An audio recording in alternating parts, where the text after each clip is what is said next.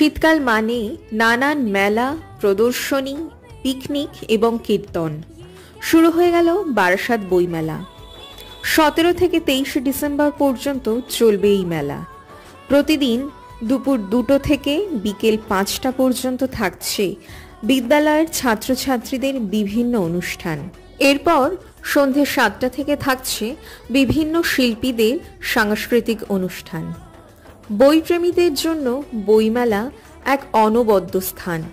সারা বছর ধরে বিভিন্ন বই সংগ্রহের আশা এবং বইমেলায় তাদের দেখা পাওয়া ও ব্যাগ ভরে তাদেরকে বাড়ি নিয়ে যাওয়ার অনাবিল আনন্দকে উপভোগ করতেই বইমেলাতে আসা।